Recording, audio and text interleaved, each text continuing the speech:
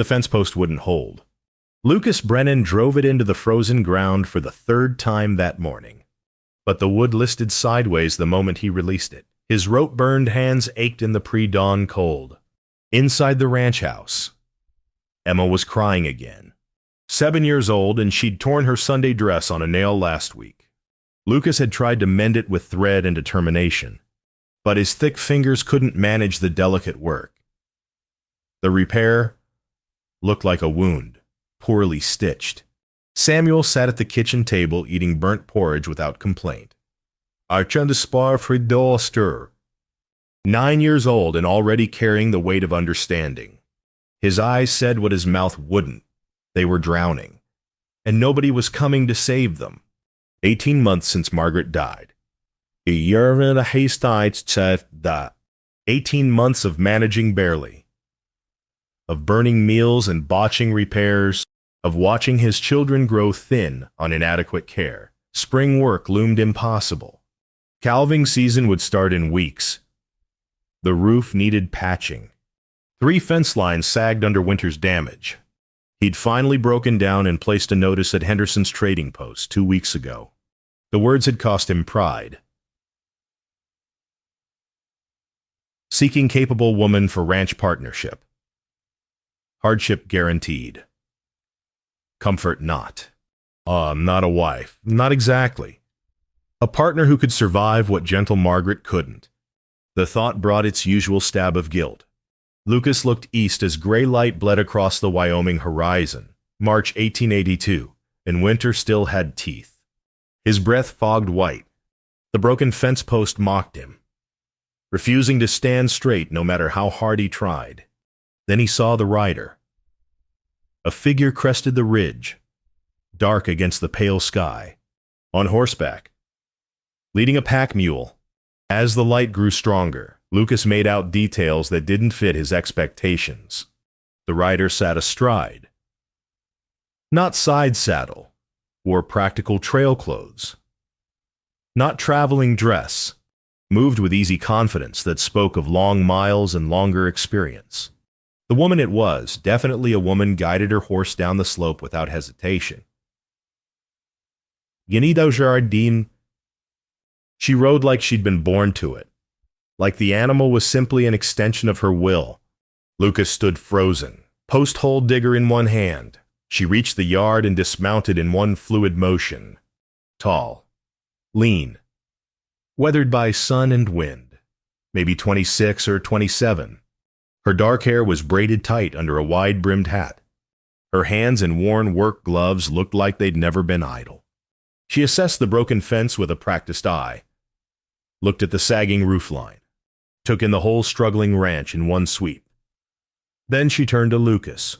Her eyes were direct, measuring, unafraid. You, Lucas Brennan. He nodded, still too surprised for words. Rachel Morrison. I'm here about your notice. She glanced at the fence post lying crooked in its hole. Looks like I'm right on time. She didn't wait for invitation or permission. She just walked to his tool shed, opened the door like she owned the place, and asked over her shoulder, "Where do you keep your tools?" Rachel Morrison reset the fence post before Lucas found his voice. En arctic pra. She worked the post-hole digger with efficient strength, deepening the hole, checking the angle. When she tamped the earth back in, the post stood straight and solid. Lucas watched, useless and amazed. The post he'd been fighting for an hour stood firm under her hands.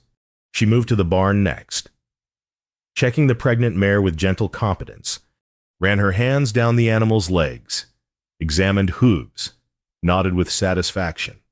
Then she walked the property line, making mental notes of what needed fixing. Emma appeared on the porch, tears forgotten. She watched this strange woman with wide eyes. Samuel followed, drawn by curiosity. Pa, who's that?"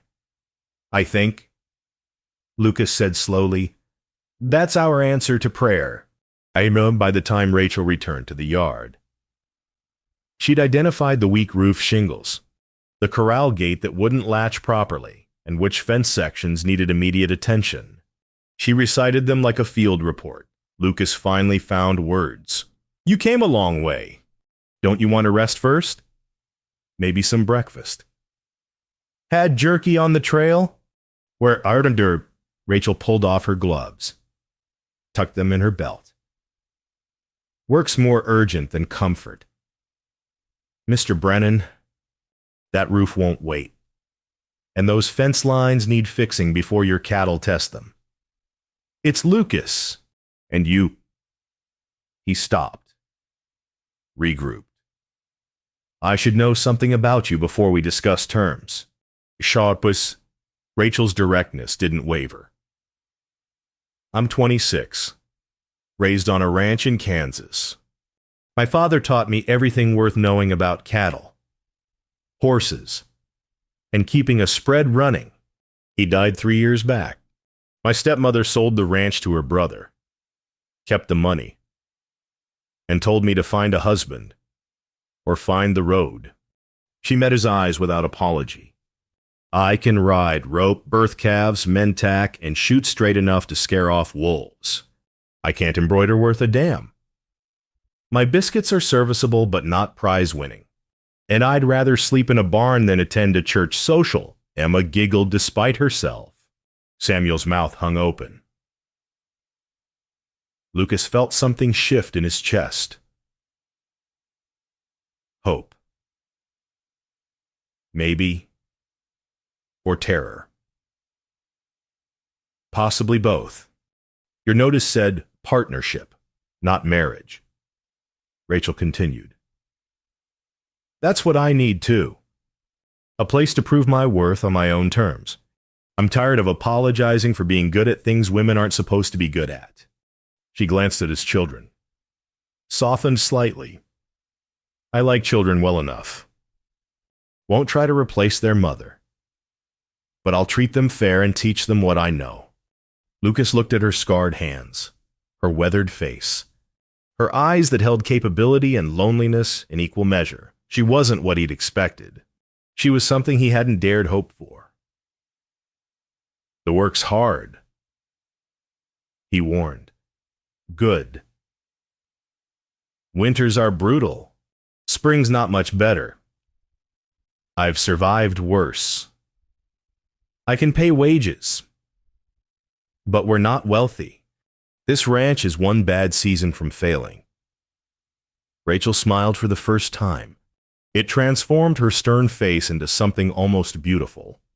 Then I guess we'd better make sure this isn't a bad season. She stuck out her hand. 6 weeks through spring work. Fair wages. We see if this fits us both. If it does, we discuss permanent terms. If it doesn't, I move on with no hard feelings. That sounds square. Lucas took her hand. Her grip was firm, her palm calloused. The handshake felt more binding than many wedding vows he'd witnessed. Square, he agreed. Good. Rachel picked up her saddlebags. Now show me where I'm sleeping. Then let's get to work. Daylight's burning as she walked toward the house, Emma trailing behind her like a hopeful shadow. Lucas noticed the first icicle dripping from the porch roof, winter beginning its thaw. That evening, after Rachel had bedded down in the spare room, she'd insisted on the barn. But Emma had begged otherwise. Lucas sat alone by the fire. His father's Bible lay open on his lap, unread. He couldn't stop seeing Margaret's face. She'd been so different from Rachel Morrison. Gentle. Refined. Raised in Philadelphia drawing rooms. Margaret had soft hands that bled from washing, a musical voice that grew thin with exhaustion. But Shaik. She'd tried so hard to be a frontier wife, but the land had been too much. The third pregnancy had been his fault. He'd known she was fragile, known each birth took more from her than she could afford, but he'd wanted another child. And she'd wanted to please him. She died bringing a son who lived only 3 hours. Lucas had vowed that day never again would he let dreams endanger reality. Never again would he bring someone to this hard place who wasn't built for it. That's why Rachel Morrison felt simultaneously like salvation and betrayal. Voices drifted from Emma's room. Lucas rose quietly, stood in the hallway where he could hear without intruding. Did you really learn to rope from your pa? Emma asked. I did. Started when I was your age. First rope I ever threw. I caught my own foot and fell flat on my face. Rachel's voice held warmth Lucas hadn't heard during the day. Your pa laughed so hard he couldn't breathe. Didn't you get mad? Some. Then he showed me how to do it right. And I practiced until my arms ached. Next time I roped a post clean on the first throw. Did you ever want to wear pretty dresses, like the ladies in town? Silence for a moment. Then, sure. When pretty dresses are called for. But you can't mend a fence in silk. Little one. And out here, mended fences matter more than looking pretty. Are you staying Samuel's voice? Tentative with hope. Another pause. Rachel's voice came quieter. That's up to your pa. But I'd like to. If things work out. Lucas retreated to his chair before they caught him listening. His heart ached with competing loyalties. He looked at Margaret's picture on the mantel. Her gentle smile seemed to understand. But understanding wasn't the same as permission. The next morning dawned clear and cold. Lucas found Rachel already in the barn, checking the pregnant mare again. She looked up when he entered. She's close. Maybe tonight or tomorrow. Lucas nodded, cleared his throat. About the arrangement. I should be clear about terms. All right. 6 weeks takes us through most of spring work. Fair wages means $2 a week. Room and board included. At the end, if we both agree this is working, we discuss something more permanent. Partnership means equal say in ranch decisions. That suit you, Rachel considered. $3 a week. I'm worth it. Despite everything. Lucas almost smiled. $3. Then we have a deal. She stuck out her hand again. This time when they shook, the morning sun slanted through the barn door, turning hay dust to gold. Outside, another icicle released its grip and fell. Samuel appeared in the doorway. Miss Morrison, can you show me how you tighten that fence post? Pa and I been fighting that spot all winter. Sure can. And it's Rachel, not Miss Morrison. She glanced at Lucas. If your pa doesn't mind. Lucas nodded, something loosening in his chest. He watched Rachel and Samuel walk to the fence line, his son's questions tumbling out, her patient answers building trust with every word. Emma joined them, braiding dried grass into ropes, trying to copy Rachel's sure movements. For the first time in 18 months, Lucas's ranch looked like it might survive. For the first time since Margaret died, his children looked like they might heal. He should have felt only gratitude, but the hope tangled with guilt in his chest, and he didn't know which would win. 3 weeks turned Wyoming winter into Wyoming spring. March gave way to April, and the ranch transformed under Rachel's capable hands. Calving season hit with its usual chaos. Lucas worked 18-hour days, and Rachel matched him hour for hour without complaint. She delivered breech calves with steady competence, bottle-fed orphan twins every 4 hours, and spotted the sick heifer before Lucas did. The children bloomed like the early wildflowers. Emma braided Rachel's hair each morning, a ritual that made both of them smile. Samuel followed Rachel everywhere, soaking up knowledge about livestock and weather signs and which knots held under pressure. Machi Sariti. Lucas found himself watching Rachel more than he should. The way she moved efficient, purposeful, never wasted motion. The way she talked to the animals, firm but kind. The way she treated his children with respect rather than condescension. The way she made his failing ranch feel possible again. But town brought reality back. Henderson's trading post was crowded for Saturday supplies. Lucas was loading feed sacks when Widow Patterson cornered him near the counter. Her eyes held calculation. "Lucas Brennan, I hear you've taken in that Morrison woman. She's helping with spring work."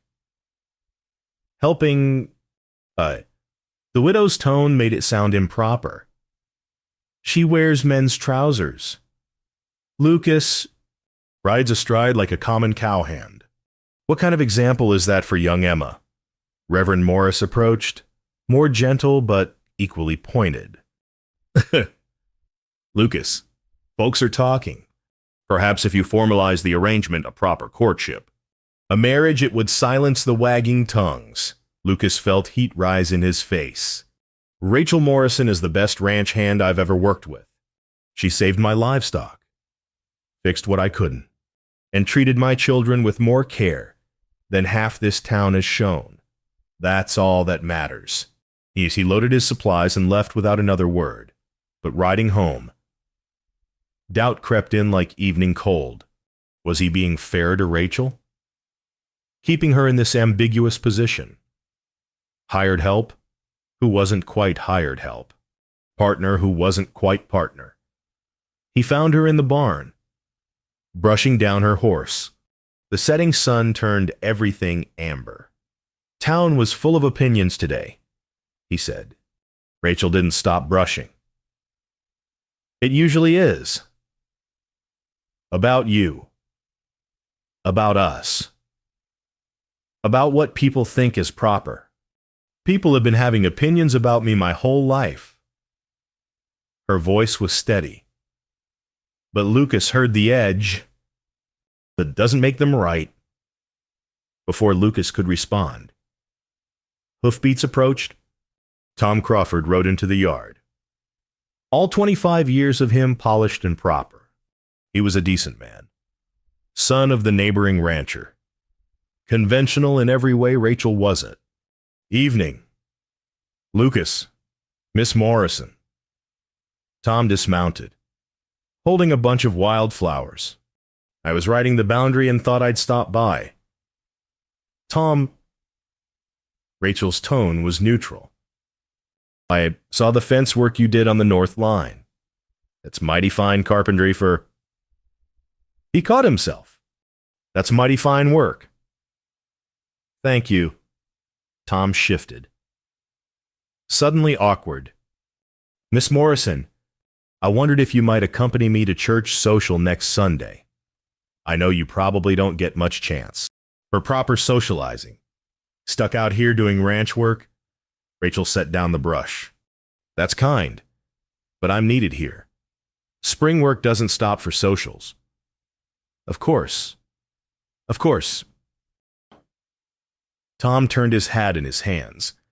"But maybe another time when things are slower."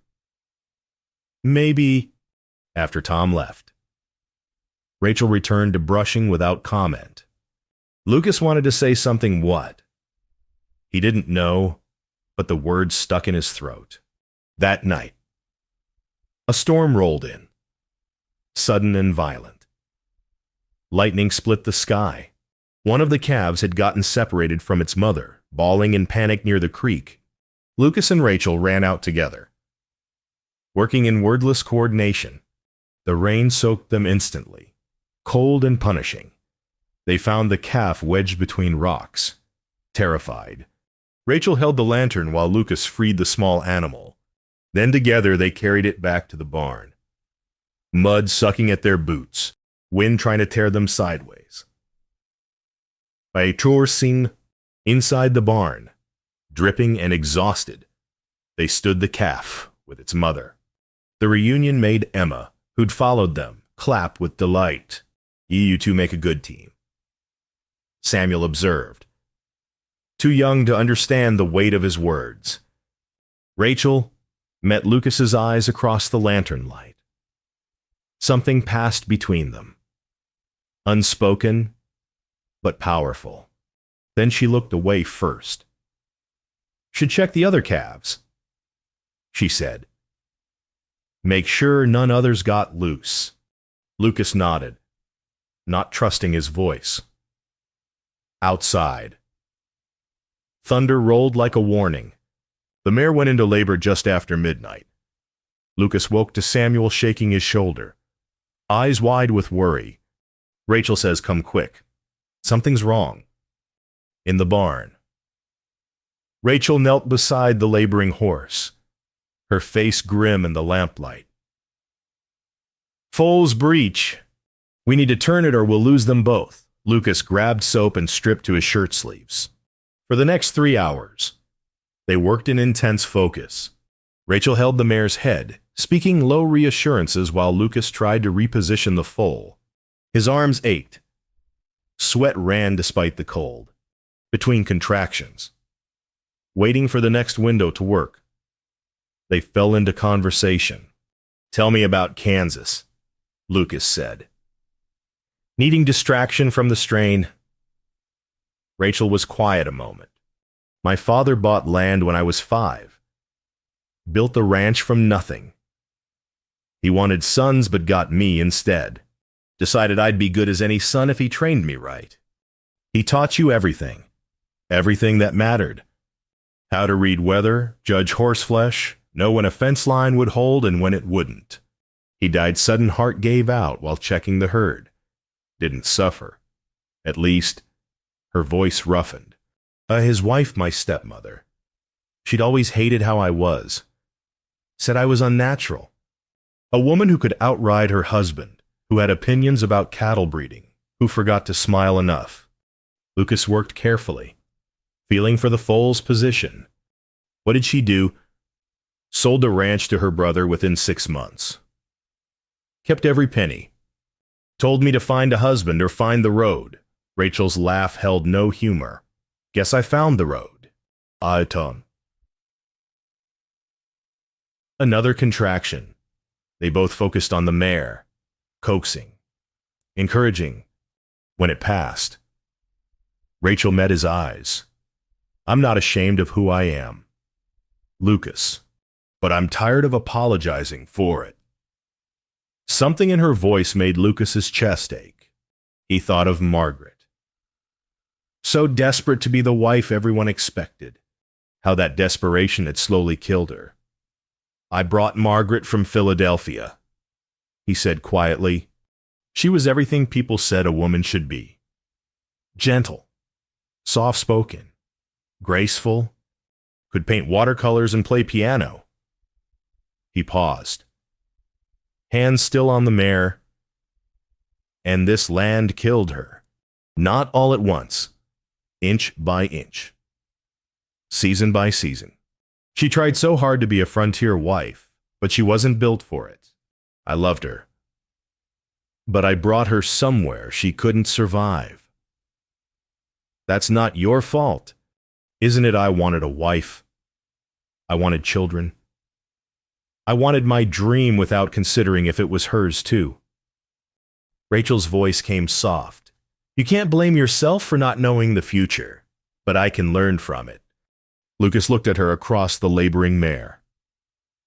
"I won't make that mistake again. My children need a mother who can handle this life, not just dream about it. The ranch needs a partner who won't break." The mare contracted again. Lucas felt the shift he'd been working toward, the foal turning.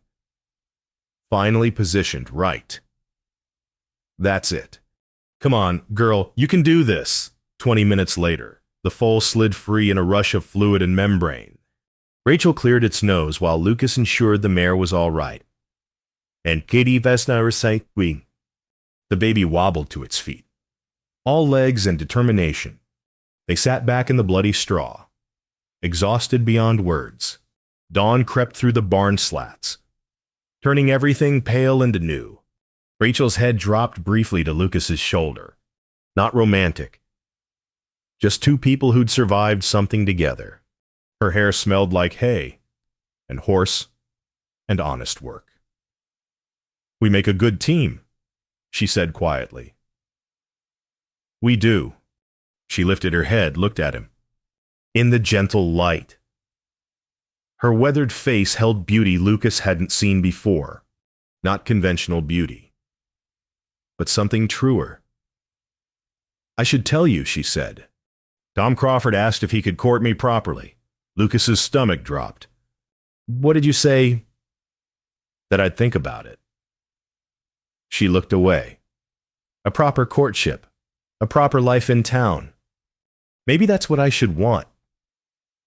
The unsaid words hung between them. But it's not what I want. Lucas wanted to speak. To say the things crowding his throat. But fear held him silent. They walked back to the house as the sun rose. Not touching. An ocean of unspoken feelings between them. Tom Crawford returned 3 days later with a formal proposal. Halfway He dismounted in the yard, hat in hand, earnest and decent. Miss Morrison, I've been thinking considerable about this. I'm building a house in town, near my father's store. I need a wife, and I think you're remarkable. You wouldn't have to work like a ranch hand anymore. I'd provide for you properly. You could have a real home. Rachel stood by the corral. Work gloves on. Mending harness. She set down her tools, slowly. That's a generous offer. Tom, I know you're different from most women. I admire that. Your capability. Your strength. But you shouldn't have to prove yourself every day. Shouldn't have to work yourself to exhaustion just to have a place to belong. Lucas listened from the barn doorway. Every word Tom said was reasonable. Kind even. That made it worse somehow. Can I have some time to think? Rachel asked. Of course. Take all the time you need. Tom smiled. Hopeful. I'll be at the barn raising Saturday at the Henderson place. Maybe we could talk more then. After he left. Rachel returned to the harness without comment. Lucas wanted to say something what? He didn't know. But the words stuck like burrs in his throat. Saturday came too soon. The whole county turned out for Henderson's barn raising. Men worked the frame while women laid out food. Children ran wild between the buildings. Lucas found himself cornered near the water barrel by Widow Patterson. And they run hobby Saint-Hermemas doashi. Her face held satisfaction at catching him alone. Lucas Brennan, we need to talk about that Morrison woman. Rachel's done nothing wrong. She's been living under your roof for 5 weeks. Unmarried. Unchaperoned except for children. Folks are talking. Reverend Morris appeared. More diplomatic. Lucas. Perhaps Widow Patterson is indelicate. But she's not wrong. The situation appears improper. However innocent it may be. Lucas felt trapped between propriety and truth. He didn't want to fuel gossip. But neither would he lie about Rachel's value. Rachel's been invaluable with the spring work, he said carefully. She's helped me save the ranch. But surely that's not a permanent arrangement, the widow pressed. Surely you have plans to formalize things properly, or release her to pursue her own future. Rachel's her own woman. She'll make her own choices. He meant it as defense, but the words came out wrong, dismissive. Temporary, around the barn corner. Rachel froze. She'd come looking for water and found conversation instead. She heard only not a permanent arrangement. Her own choices. The words hit like a fist. So that's how he saw her. Temporary help. Someone to make his own choices about. Not choose with. She turned away before he could see her face. That night. Back at the ranch. Rachel quietly began gathering her things. Emma found her folding clothes. Saddlebag open on the bed. What are you doing? Just organizing, sweet pea. But Emma knew. She burst into tears. You're leaving. You promised you'd teach me to ride better. You said you wanted to stay. Rachel knelt, gathered the child close. Emma, I was only here to help with spring work. That's almost done now. But we need you. Samuel appeared in the doorway, his young face stricken. He said nothing. But his silence screamed betrayal.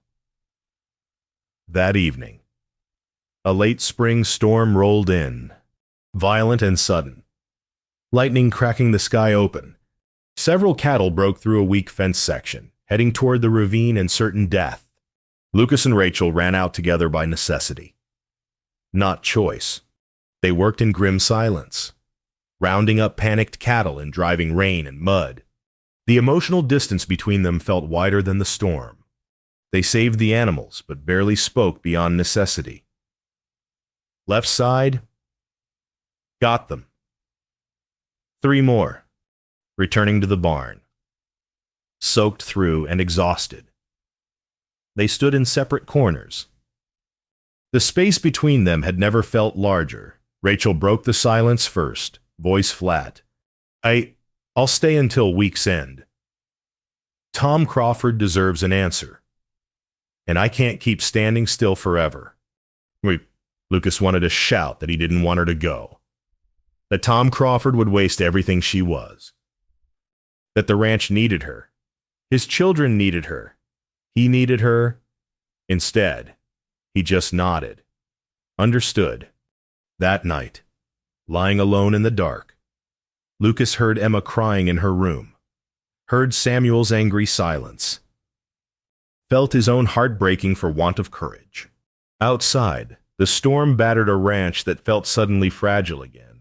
2 days before Rachel planned to leave, the house felt like a held breath. Emma wouldn't eat breakfast. Samuel followed Lucas through morning chores with accusatory eyes that said everything his mouth wouldn't. You're letting her go. You're giving up the best thing that happened to us. Lucas tried to work, but every task reminded him of Rachel. The fence they'd mended together, the calves she'd saved, the garden plot she'd started with Emma. Her presence was woven into the ranch like thread through fabric. Whiting died to wait. That night he lay awake, imagining futures. Rachel married to Tom Crawford, living in town, her capable hands idle, hosting tea parties and making small talk. Everything she wasn't meant for, everything she'd said she didn't want. He imagined his ranch without her, managing alone again, burning meals. Emma growing up without a woman to teach her strength and kindness weren't opposites. Samuel learning that giving up was acceptable when things got hard. He imagined being safe and alone forever. The thought brought memory rushing back. Margaret on her deathbed, fever bright and failing, her last coherent words before the end. Don't stop living because I couldn't stay. Her hand had gripped his with surprising strength. Promise me, Lucas. Don't stop living. He'd promised, then spent 18 months breaking that promise. Hiding behind grief like a wall against risk. Rachel wasn't asking him to replace Margaret. Ibashmai. She was asking without words, with her presence and her work, and her quiet longing, if there was room in his life for something different, not better or worse than what he'd had, just different, real. And he was too afraid to answer. Dawn came gray and cold. Lucas found Samuel sitting on the porch steps, crying silently. The sight stopped his heart. He sat beside his son. Say, why won't you ask her to stay? The words burst out, thick with tears. She makes us feel like a family again. She fixes things you can't fix. She makes Emma laugh. Why won't you just ask? Lucas felt his throat close. I'm afraid. Sam, of what? Of losing someone again, of not being enough, of choosing wrong and having it hurt everyone I love. Samuel turned to him. 9 years old and suddenly ancient. But you're losing her anyway. Pa, at least if you try. There's a chance. Now there's no chance at all. The simple wisdom hit like lightning. Lucas looked at his son's tear-stained face and saw the truth. Fear was a choice too. Silence was a choice. Letting her go without fighting was a choice. He'd been choosing safety over love, protection over risk, grief over life. He stood, decision crystallizing like ice forming, looked at the fence line stretching toward the horizon, every post set by both of them together. Him holding steady while she drove in the post, or her bracing while he tamped earth firm, partnership, not replacement, not solution. Partnership. The sun broke over the eastern ridge, burning away storm clouds. The sky blazed clear and blue and infinite. You're right, Lucas said. You're absolutely right. He turned toward the barn where Rachel would be readying her horse. His heart hammered against his ribs, but his steps were steady. No more hiding. No more silence. Whatever came next. At least he'd have tried. Lucas found her in the barn, saddling her horse. Her packed bags already tied on, ready for departure. She was leaving a day early, unable to bear the long goodbye. Rachel, wait. She turned, face carefully blank. Lucas, you don't have to say anything kind. I understand. I was hired help for spring work. Spring work's done. Is that what you think? His voice cracked. An idea. That you were just hired help. What else I heard you at the barn raising? This wasn't permanent. I should make my own choices. Those were your words. Lucas stepped closer. I was a coward. I told them what I thought they wanted to hear because I was too afraid to say what I felt. In China for. Rachel's hands stilled on the saddle. And what do you feel? This was it. The moment requiring more courage than any he'd faced. Lucas took a breath that felt like breaking open. I'm terrified. He said, I lost Margaret, and it nearly destroyed me. Loving again means risking that pain again. So I hid behind words like partnership and hired help, because business arrangements feel safer than letting my heart open. He moved closer, close enough to see the tears gathering in her eyes. But Sam asked me this morning why I wouldn't fight for you, and I realized I'm losing you anyway. Losing you to silence is worse than risking honesty. Rachel waited, barely breathing. You said you're not like other women. Lucas's voice steadied, growing certain. You're right. You can mend a fence I'd given up on. You can birth a breech foal in the dark. You speak your mind even when it's inconvenient. You're teaching Emma that strength and gentleness aren't opposites. You brought Samuel back to life. He reached for her hand scarred, capable, beautiful to him. That's why I want you. Not despite who you are, but because of exactly who you are. The frontier needs your strength. My children need your heart. And I, God help me. Rachel, I need you. Tears slid down her weathered cheeks. Even though I can't be what society says I should be. I don't want what society says. I want a partner who won't break under hardship. And I want someone who sees this life clearly and chooses it anyway. I want you. Rachel Morrison, exactly as you are. And Margaret, her voice broke on the name. Margaret will always be part of my story, but you're not her replacement. You're the next chapter, a different story. But one I want to write together. If you'll have me. Rachel stepped into his arms.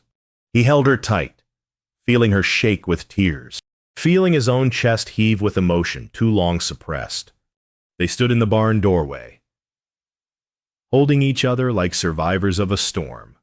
Yes, she whispered into his chest. Yes, I'll stay. Yes to partnership.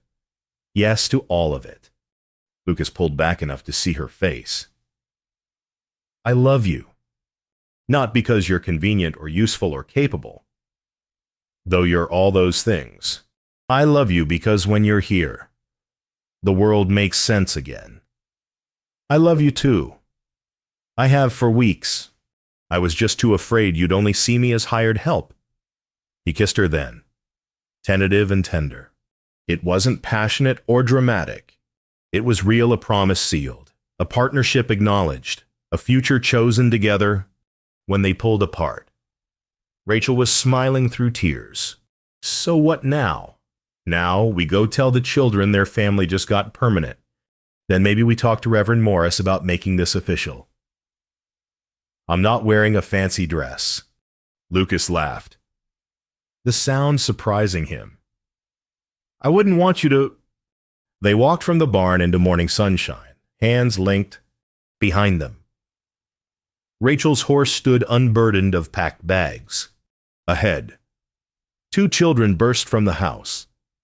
Having watched everything from the window, Emma ran to them first. You're staying. I knew it. I knew Pa would be smart. ID. Samuel followed, trying to maintain 9-year-old dignity. But his grin split his face. Took you long enough. Rachel gathered them both close. Lucas joined the embrace, and for the first time in 18 months, his family felt complete. Different than before, but complete. High summer, 3 months later, the Brennan Ranch in full bloom. Evening settled gentle and gold across Wyoming. Lucas and Rachel sat on the porch watching sunset paint the horizon in shades of amber and rose. Emma nestled in Rachel's lap, half asleep. Samuel sat beside Lucas, whittling a small horse from cottonwood. The ranch had transformed. Gardens thrived where none had existed. All fence lines stood straight and strong. Livestock was healthy, count increased by spring's successful calving. The roof no longer leaked. The corral gate latched properly. But more than the physical changes, life thrived here now. They'd married quietly at the ranch in May. Reverend Morris had officiated with less judgment than blessing, recognizing what Lucas had found. The whole county came to the celebration afterward, even Widow Patterson, who'd grudgingly admitted Rachel had proved her worth. Tom Crawford had taken the news with grace. He'd found his own match in the schoolteacher from Cheyenne, a woman who actually wanted town life. He and Lucas were friendly at community gatherings. Rachel still wore practical clothes and worked the ranch, still spoke her mind at town meetings, with Lucas beside her, supportive. Her biscuits remained serviceable, but nobody complained. She could rope a calf at dawn and rock Emma to sleep at dusk. And both felt equally natural. Lucas's hand rested on her shoulder. His other hand lay across his knee, and she covered it with hers, under their joined hands. The slight swell of her belly showed early pregnancy. This time Lucas wasn't afraid. This time he had a partner built for frontier life, strong enough to survive what came, honest enough to ask for help when needed. They hadn't forgotten Margaret. Her picture still sat on the mantel, her memory honored. But grief no longer imprisoned them. Lucas had learned the difference between remembering the past and being controlled by it. Now, they're diving beanux. Tell the story again, Emma murmured, half dreaming. Rachel and Lucas exchanged a glance, smiling. A switch story. Sweet pea. How you stayed. When you were going to leave but didn't. Yes, see? Rachel shifted Emma more comfortably. Well, your father almost let fear win. But then he got brave. The bravest thing, Lucas added, is being honest when you're scared. I was terrified of losing someone again, but being alone forever would have been worse. And Aunt Rachel? Samuel asked, still whittling. I was afraid nobody would want me exactly as I am, Rachel said quietly. I thought I'd have to change to be loved. Your father taught me the right person celebrates what makes you different. Not despite it, but because of it. Emma stirred. So you stayed because you loved each other. We stayed because we fit, Lucas said. I? Like fence posts and earth? Like rope and knots? Like any two things that work better together than apart. The sun touched the horizon, spilling gold across their land. 4 shadows stretched across the porch, overlapping and unified. A family not built from one pattern, but from pieces that fit perfectly, because they were honestly themselves. Inside, the lamp was lit against coming darkness. Outside, crickets began their evening song. Somewhere in the pasture, a calf bawled for its mother, was answered, was comforted. Rachel leaned against Lucas's shoulder. Think we'll make it through winter? Together. Absolutely. She smiled. Good. Because I've got plans for expanding the garden next spring. And Samuel wants to learn advanced roping. And Emma needs a better saddle before she outgrows the one she's got. So we've got work to do. Always. That's what partnerships are work worth doing together. Lucas kissed the top of her head. Breathing in the scent of sun and hay and home, Margaret had taught him about love's fragility. Rachel taught him about love's strength. Both lessons were necessary. Both women deserved honor. But only one was here to build tomorrow with, I love you exactly as you are. He said quietly, That's why I stayed. She whispered back. Emma's breathing deepened into sleep. Samuel's knife shaved careful curls from the wood. The sunset faded into twilight, and twilight into stars. Out here on the frontier, they'd built something unstoppable. Not because they were perfect, but because they were perfectly matched. Not because life was easy, but because together they could handle whatever came. The strongest things are built together, like fences and love. When honest, could survive anything.